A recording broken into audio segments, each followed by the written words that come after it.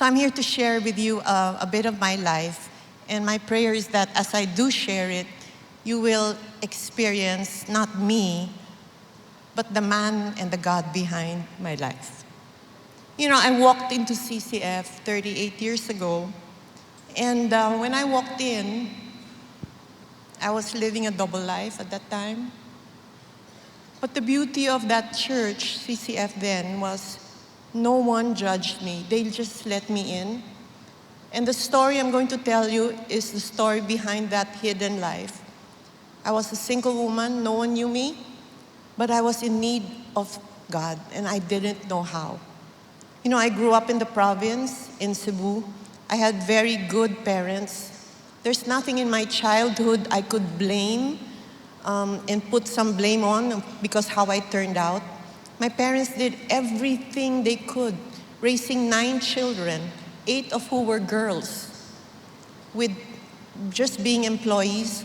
My father was a salesman, my mother was a teacher. It was a very simple life, living in Cebu, the best life I had.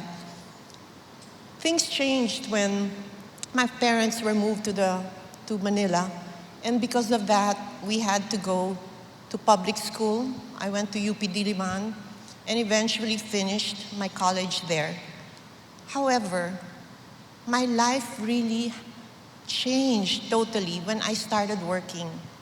And I hope the story I tell you resonates with single women today living in their parents' home, under the authority of their parents. You see, when I began working, I saw what the world was offering, and I said, I'm missing out on so much. When I worked in the peninsula for 10 years, I started to see a life that was so different from the quiet life I lived. And it's not about the hotel per se, it was about the world I lived in. There were 3 goals in my life, and the goals were simple. As a young woman, I think all of you have this. It's to have a great career, to go up the ladder, eventually to find a good man to marry, and then to bear children and have a family. That's all I ever wanted. Simple, right? But it was so difficult getting all that.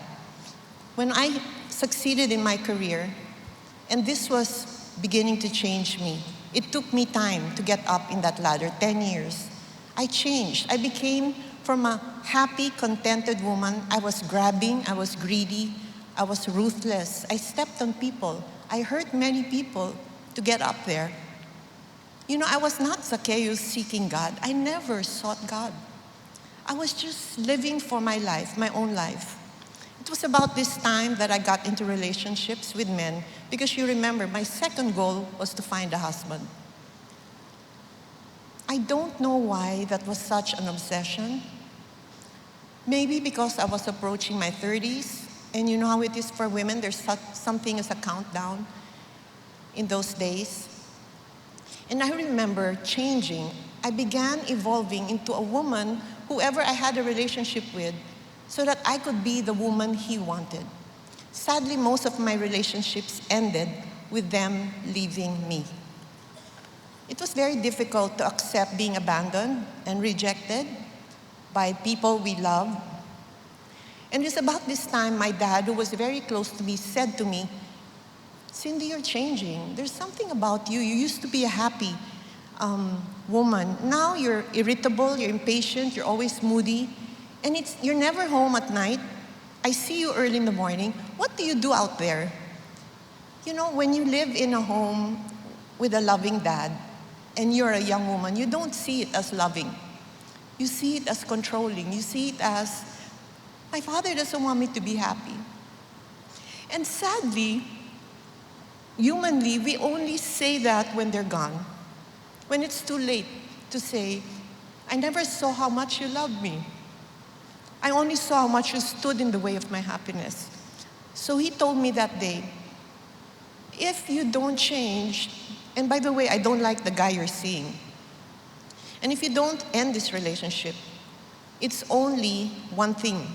You either live here and follow me, or if you don't obey me, you leave this house. Sadly, pride took the best of me. The challenge my dad gave me was not that I should leave the house. I failed to see it was his desperate way to keep me from falling deeper into sin. You know what I did? I left. I left all that, the value of family, parents, siblings. I left all that. And I was a prodigal daughter literally for several years. I didn't count the cost of what it would be on me to leave home. This is about the time I thought that I could make ends meet.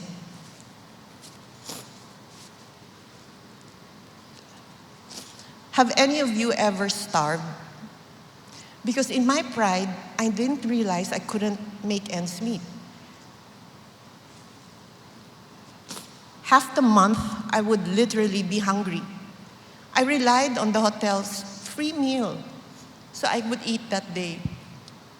And because I had no money for transportation, I would walk from the hotel to my little room I was renting.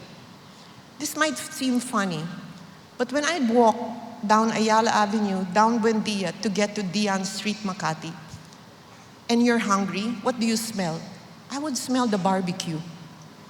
And I recall smelling it so intensely, I told myself, remember the smell.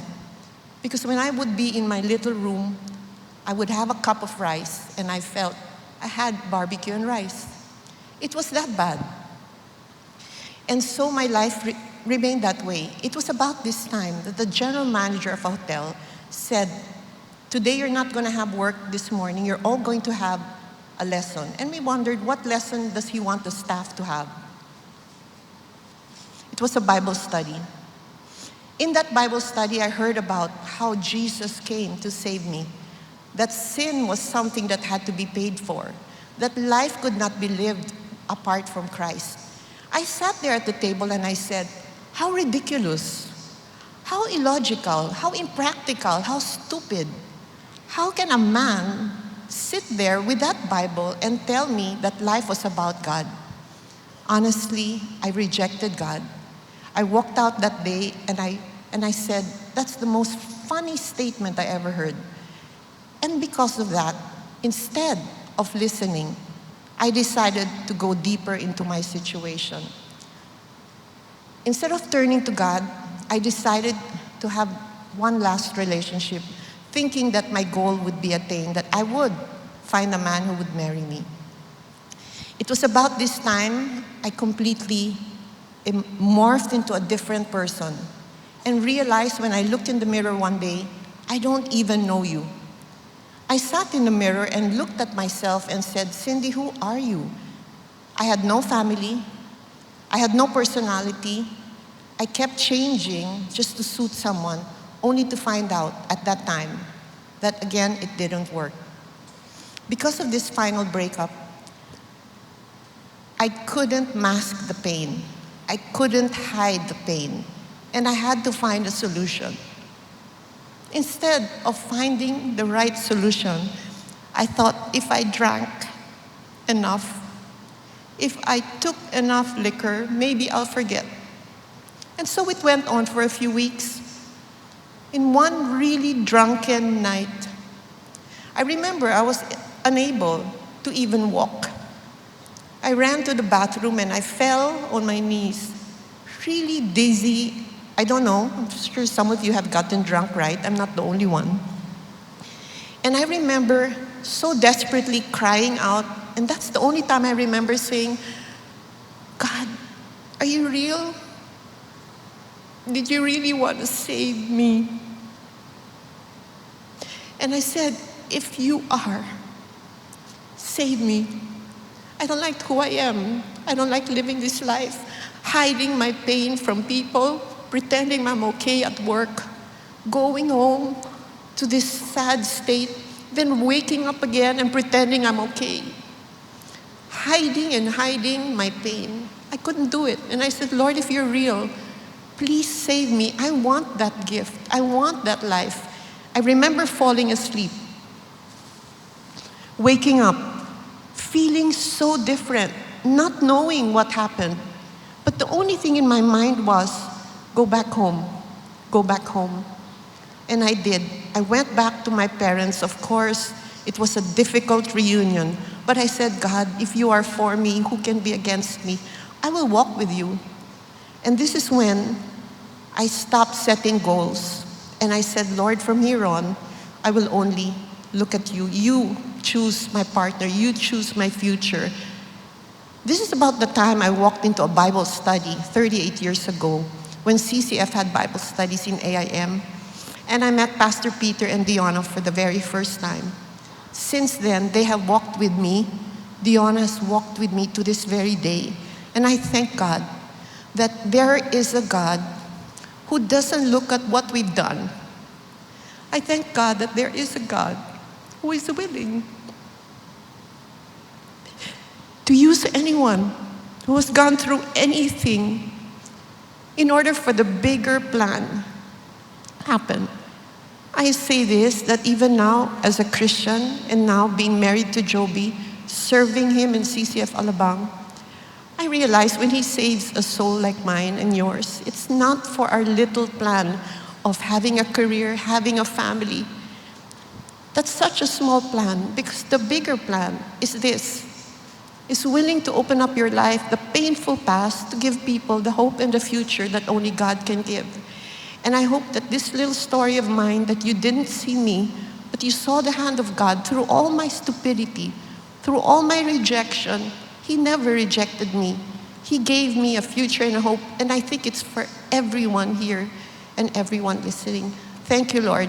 Thank you, everyone.